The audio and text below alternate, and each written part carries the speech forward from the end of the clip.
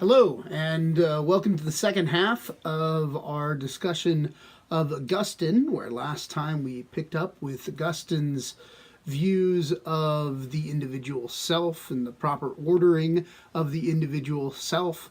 This time we're going to take on a little bit more of Augustine's politics. So let's locate Augustine's political thought a little bit better in reference to Aristotle, Plato, and that Roman development that we noted in our lecture before the one on Augustine.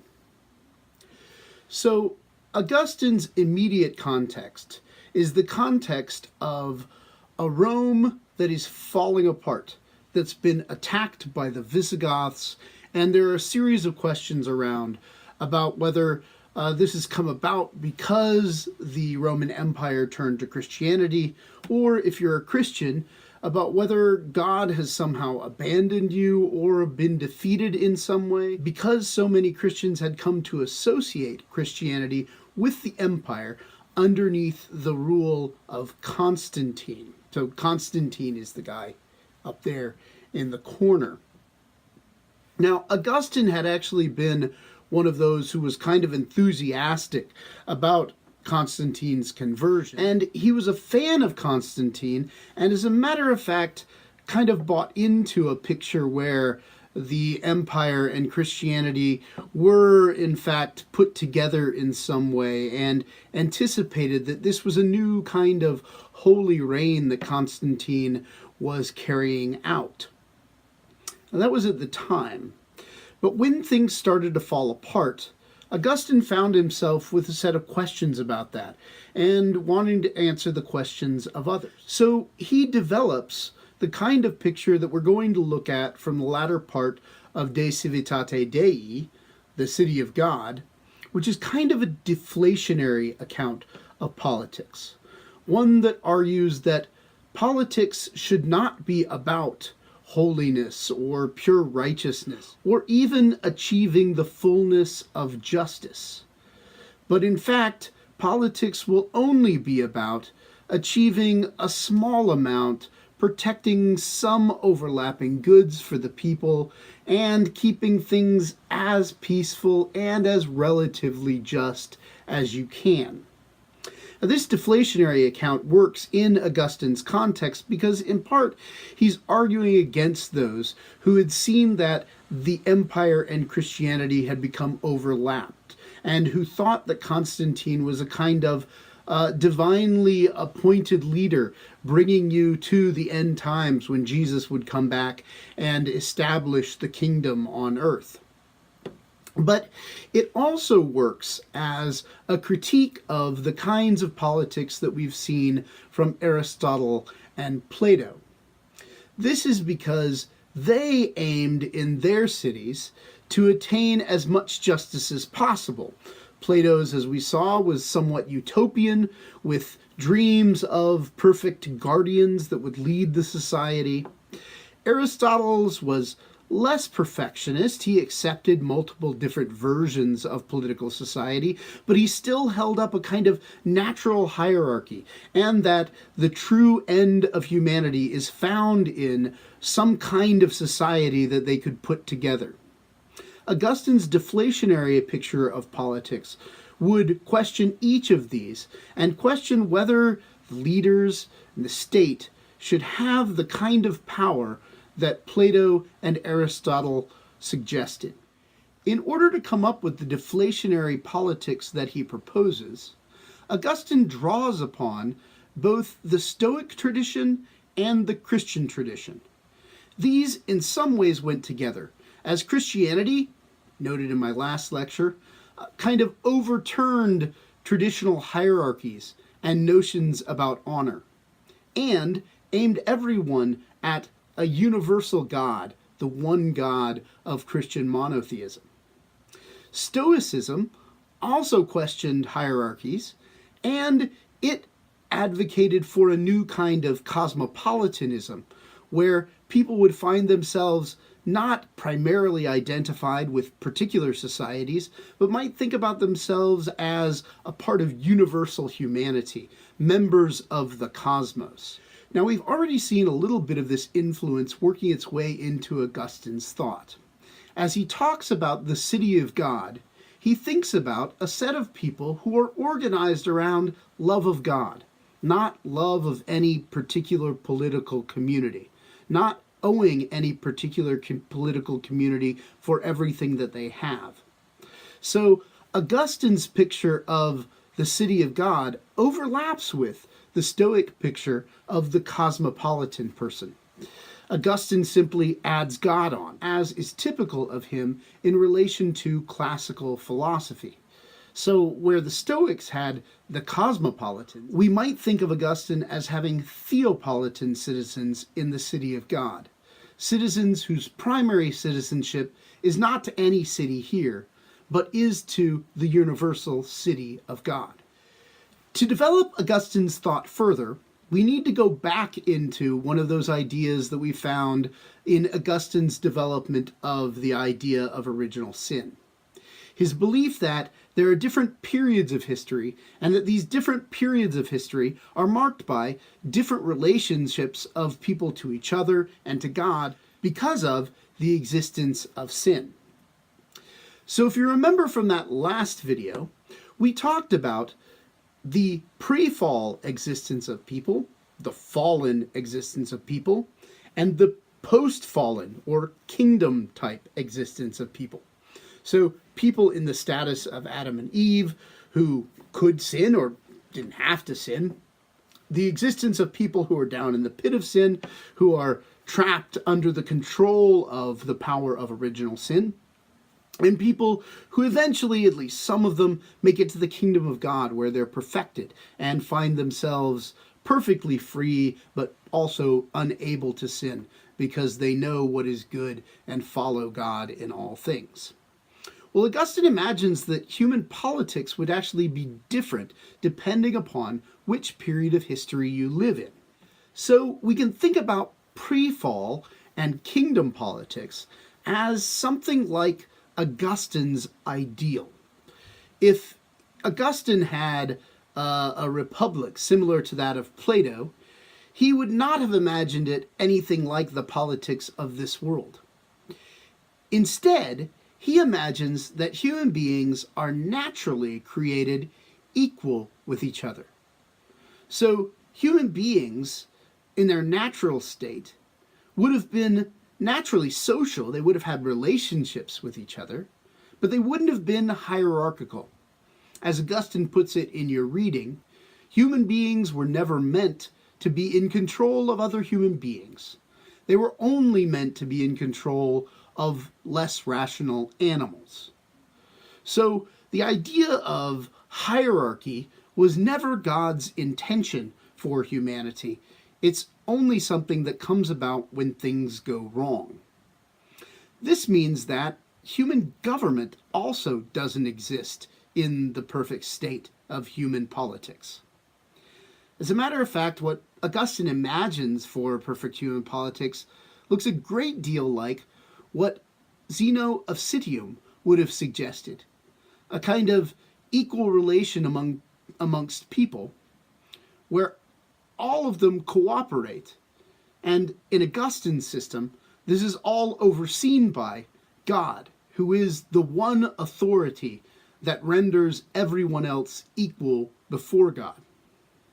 So this would be a perfect politics, and this is where we find perfect justice and perfect peace, a kind of justice and peace which you and I have never experienced, because we have always existed in the pit of sin.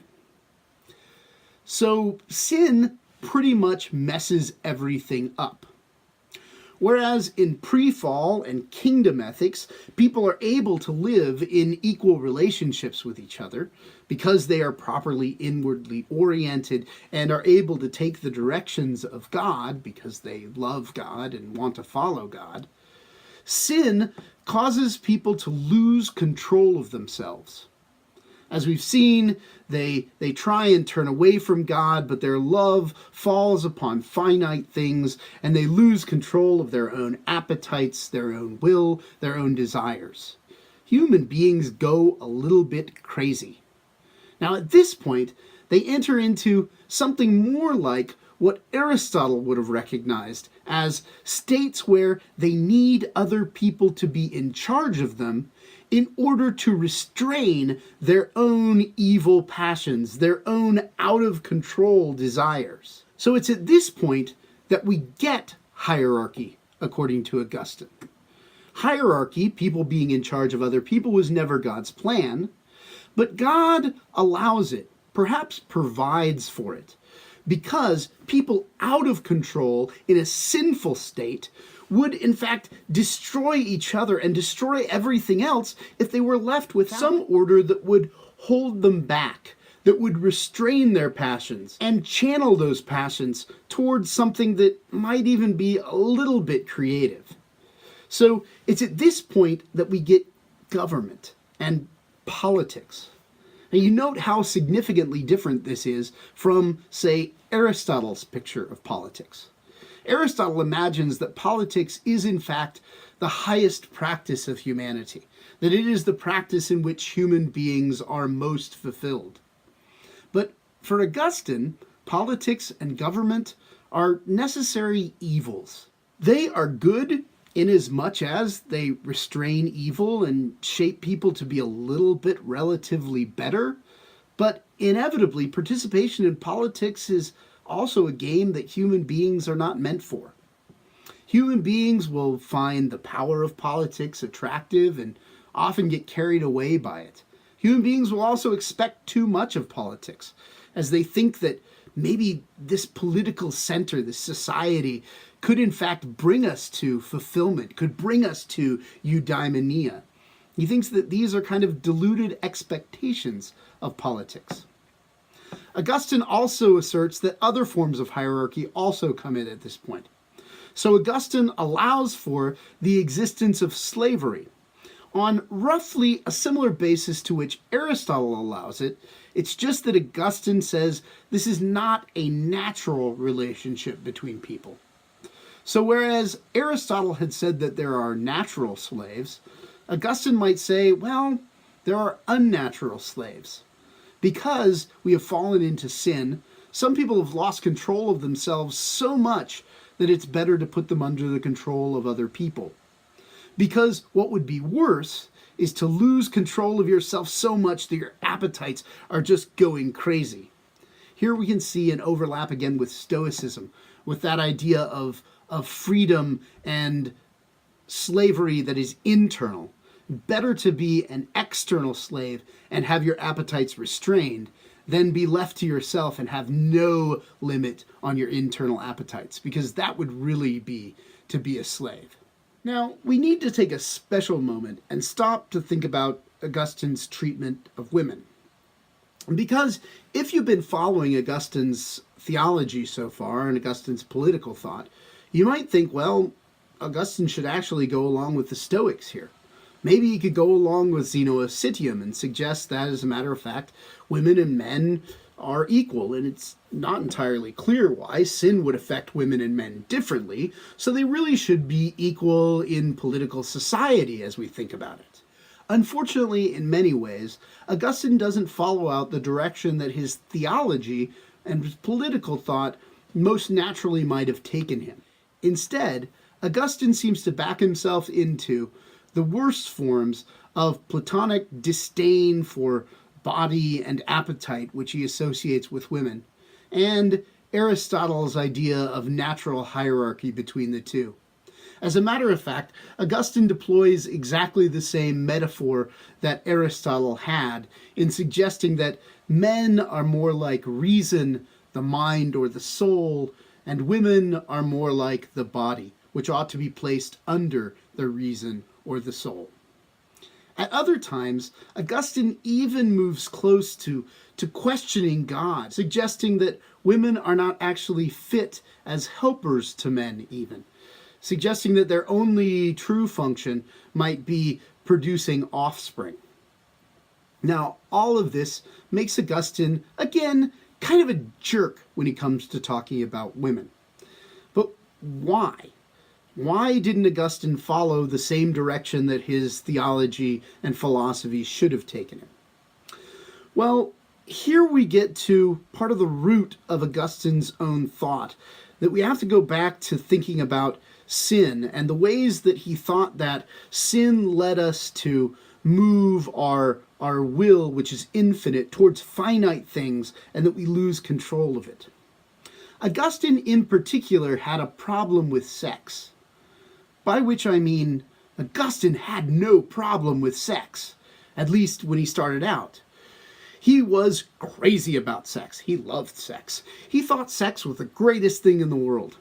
And this, he found over time, actually distracted him from pursuing a life of knowledge and then a life of piety, a life of love of God. And as a matter of fact, his own perception of his conversion to Christianity is tied up with his ability to give up on sex. As he says in one kind of humorous story, he prayed to God, "God, make me chaste. Take away my will for sex. Just don't do it right now because I'm interested in going out and getting the town," right? That's one of Augustine's prayers. Not literally the way that I said it, but basically, God make me chaste, but not right now. So Augustine has this fixation on sex. And perhaps for this reason, he identifies his own temptation to sex with women. And he thinks of women primarily in terms of the temptation that they represented to him. Now, this is unfortunate because Augustine's overall theology, as I say, doesn't actually lend itself to this. This fixation led him to import a lot more of Platonism and Aristotelianism into Christianity than fits with most of the rest of his thought. But this would influence a lot of the rest of Christianity, unfortunately, as Christianity would tend to have a negative view of sex, a negative view of the human body. It actually doesn't go along with much of Christian theology, which celebrates the goodness of creation and the goodness of our bodies. Only in contemporary theology have Christians tended to pull back on this and become more affirming of bodies and creation and the role that sex plays. But Augustine wasn't a leader in this. Okay, so that in place, what should we say about the shape of government according to Augustine? Well, Augustine doesn't have a lot to say about what would be the ideal shape of government. And in part, this is because he just doesn't believe that there is such a thing as an ideal government. All governments are put together in order to try and achieve relative goods. Now, no doubt, some will be better than others, and maybe you'll get a good leader every once in a while. But for the most part, human beings live with whatever kind of government they have, and they try and make things a little bit better in their own circumstances. Ultimately, he believed that it was really God who was in charge of this and not human beings. And as a matter of fact, he suggested that God gives a government to a people that's appropriate to their own virtue. So if people are relatively better, God would allow something like an aristocracy, or maybe give them a benevolent king. Or if you had a really virtuous group of people, maybe they could make a try at democracy. Augustine doesn't think that you'll probably find that, because he doesn't imagine that people are actually that good to hold together a functional democracy. But if people are vicious, they most likely will get a tyrant. And this might be what they actually need, because the more vicious the people, the more they will need to be restrained. And so even though the tyrant is not a good person, or really a good leader in many senses, the tyrant will gather as much power as is necessary in order to hold the people down. So Augustine expects that people will get all sorts of different kinds of government. And he doesn't really advocate for one structure over others. Now, this brings us to the question that occupies the last part of your reading. Was there ever a Roman Republic? Now, this seems like a strange question until we put it in the context of classical thought. Because in part, Augustine is asking, well, was there ever a true Roman state? This goes along with Aristotle's discussion of what does it take to make up a state? You remember that Aristotle had both normative and descriptive elements to his own political thought. So on the normative side, he said he preferred to have an aristocracy or a kind of mixed government of polity. But beyond that, Aristotle gives you a set of descriptive claims about all good states, that basically any one of them would at least have the people focused on the common good and contributing to the society, and their leaders leading them in that. This overlaps with Plato's idea of the common good. But Augustine wants to ask, has there ever even been any such thing as that? In order to address this question, he looks to Scipio's definition of the Republic.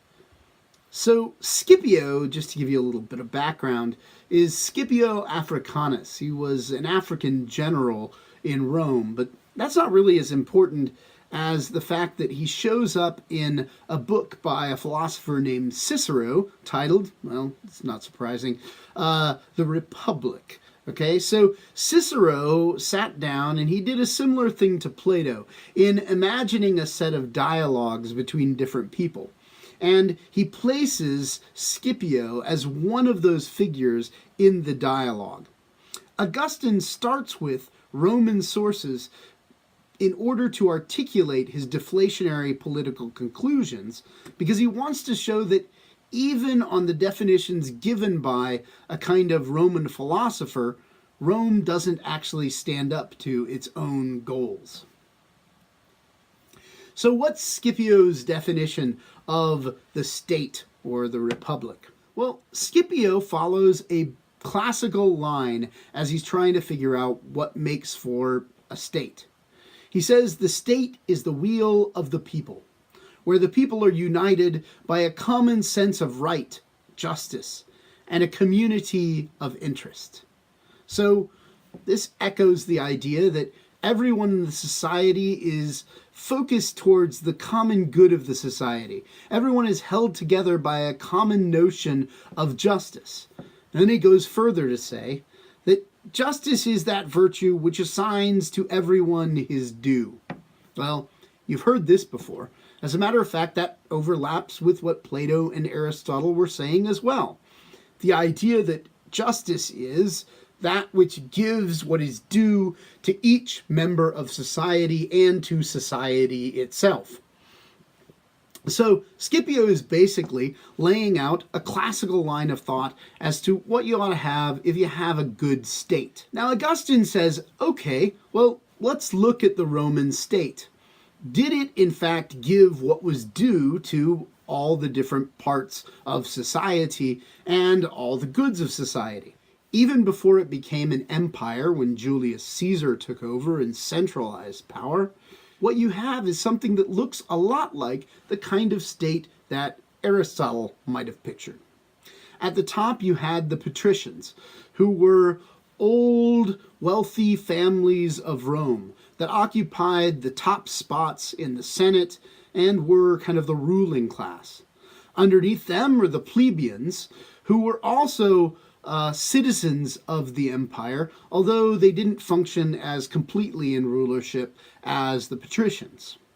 Then underneath them, freedmen, who occupied important roles in vocation in the society, although they weren't really of the ruling class. And beneath them, slaves. Women were given a kind of intermediary position where they weren't allowed to vote or hold control in the society, although they were not as far down as slaves. So this looks a lot like an Aristotelian state. Augustine says, okay, so was everyone actually given their due? Well, Aristotle, Plato might have said, yeah, it looks like it. And Augustine, in typical fashion, says, no, you've forgotten something. God! What about God? Everybody's been focused on the common good of society. But as a matter of fact, God is greater than society, and the members of your society have not all been giving their due to God. Because what's due to God? Well, everything. So if you leave God out, you've in fact failed to be sufficiently social. You've failed by limiting yourself to this particular community. Again, we can see the overlap of a Stoic and Christian critique of the society here. You've been too localized in your political thinking. You've been too localized in your value system. You should have been looking beyond your own society and on up to God. Now, this causes a problem, though, because is there ever any society that looks entirely to God, that's focused on God? Well, yeah, says Augustine, just not here. In the pre-fall, well, there were two people. There's Adam and Eve, and for a time at least, they were oriented towards love of God. So there was a kind of small community. And in the kingdom of God, eventually, there will be all sorts of people that will be focused on God. But that won't be a hierarchical society at all. Everyone will be equal before God, and there will be no human hierarchies. So then in the world as we know it, is there any really just society? Is there a society that lives up to perfect justice or achieves perfect peace? No, says Augustine. This is just not the kind of thing that human beings in the world that we know are meant for. We're always going to live in slightly imperfect political communities, and we're only ever going to be able to achieve kind of relative levels of fulfillment and eudaimonia. It's just the way we are under the conditions of sin. But he does say, well, there is something we could achieve, though, and it's in this context that we can go to Augustine's use of a metaphor that was used by Plato as well. So Plato, if you recall, had used the story of the robber band in order to try and convince Thrasymachus that there must be something to justice above injustice. That robber band, he said, was not a just community, but if the robber band was completely unjust, they wouldn't be able to work together at all. There had to be some level of trust and respect in between them in order to work together to carry off the heist in the first place. Well, Augustine comes back to this, but he uses slightly different language than Plato did. Instead of saying they must have some level of justice, Augustine says, well, they must have some level of peace amongst themselves. And even here he's qualifying. It's not a perfect level of peace that they have, but in order to be unjust, but be unjust together, they have to have some level of relative peace. We might be able to expand this to say they must have some level of relative justice. And this is something like Augustine conceives of human political society. Though human political society is never entirely just in its ends, maybe there's some kind of relative justice that you could have. And maybe it achieves a kind of relative peace, even though it never goes on to the complete peace of the kingdom or pre-fall existence. So what does the relatively just or relatively peaceful community look like? Well, it's not a community where everybody focuses on one good that they can all agree on as the final good of their lives.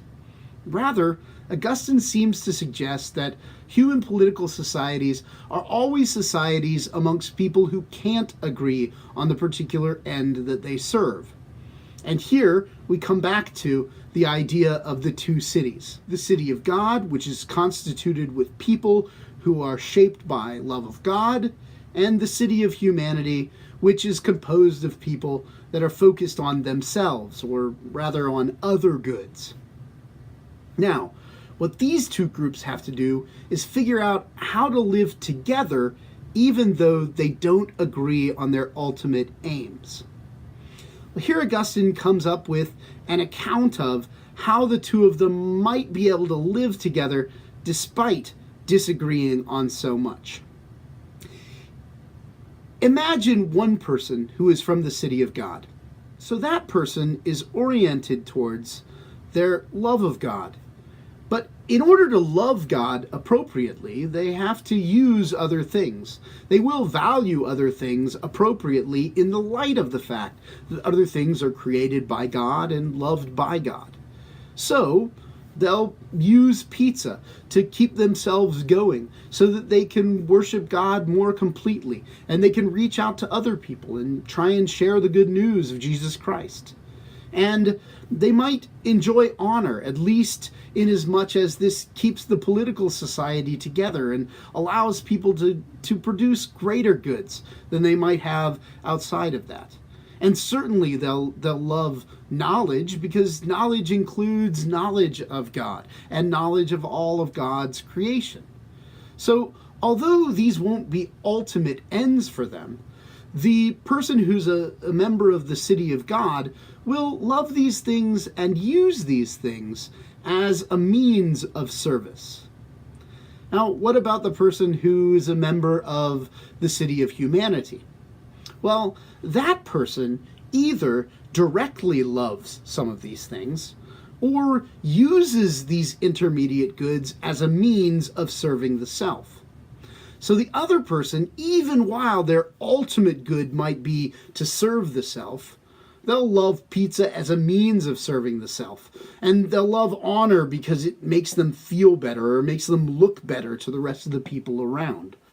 They might even get to the point that they could come to love a kind of knowledge, at least if this knowledge makes them what they see to be a better person. And here, at the very top of the non-Christian world, we could imagine Plato and Socrates as people who, though they didn't recognize the ultimate end of union with God and love of God, they were able to pull themselves up to see knowledge as a significant good.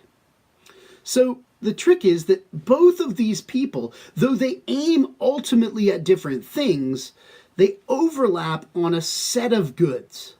And that set of goods is the goods that they can agree on in the period between Christ's coming and the end times, the final coming of the kingdom. So these goods are goods that they can agree on in the period of the seculum. And this is why eventually we call these goods secular goods. Not goods having to do directly with religion or worship of God, but goods that overlap between a whole set of different people. Now, we can also recognize at this point that while there's no absolute justice in society and no absolute peace, there will be relatively better and worse societies, depending upon where the loves of the members of society overlap. So if you have members of a community that only bring themselves to love material things, so if those members of the city of humanity are so base that they can only get to the point that they love pizza or that they love sex or that they love shelter, well, you'll get a kind of peace out of this and you'll get a kind of society out of it. But it'll really be, in relative terms, a fairly low level of society.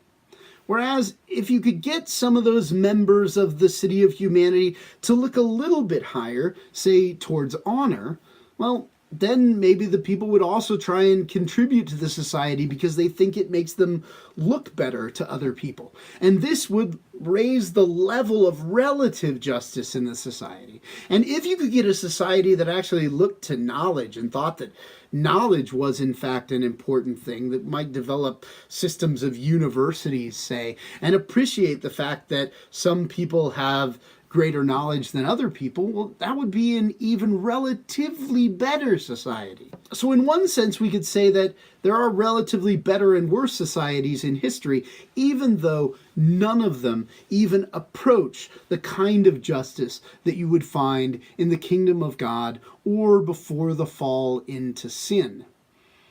Unfortunately, in sinful society, we have to settle for kind of relative best or worst. Okay, with all of that said, let's summarize a few of Augustine's positions in terms of the themes that we've been talking about thus far in the class. So, human nature.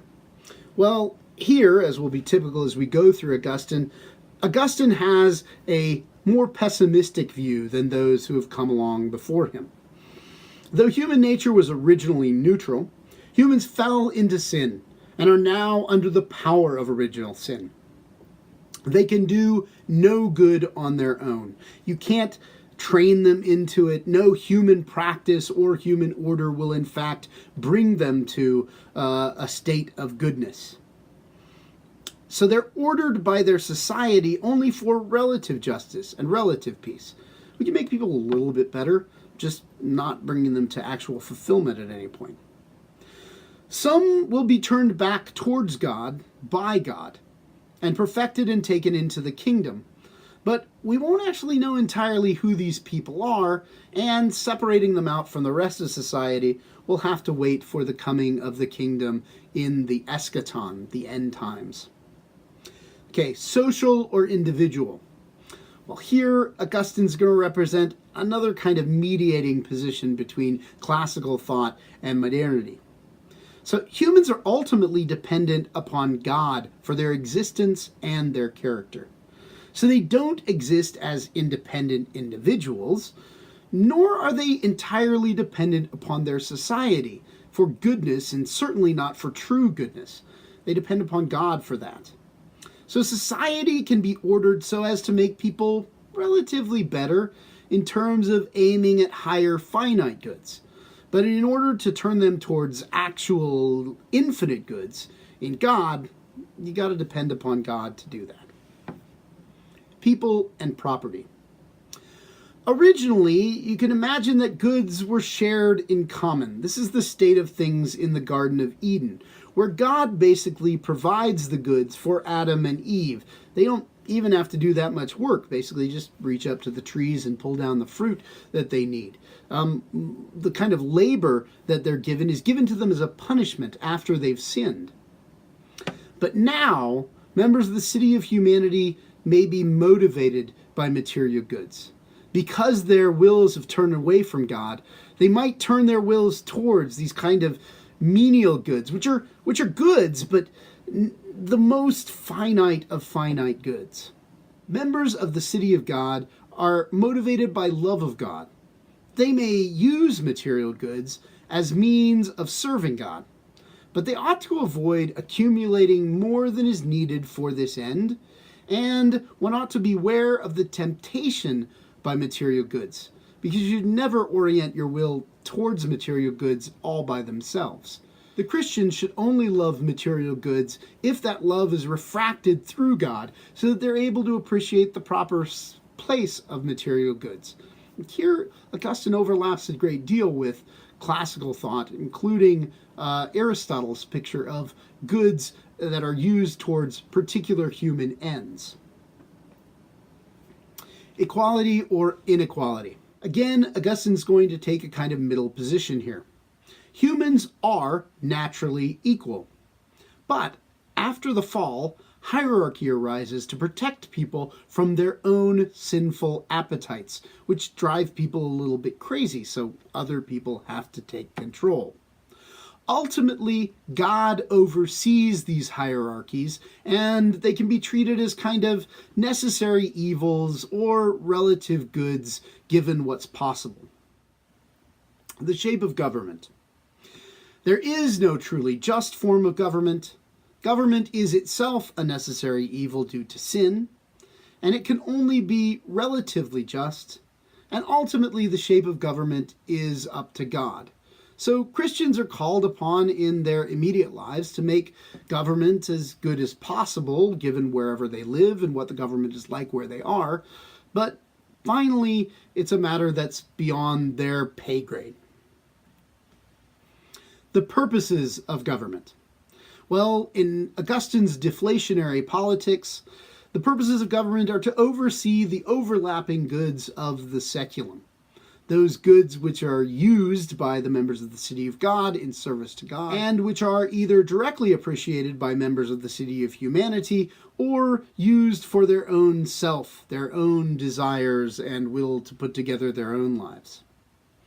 So, the government can relatively improve its citizens by getting them to overlap in using relatively higher finite goods, but the government has nothing to do with perfection or ultimate fulfillment of humanity.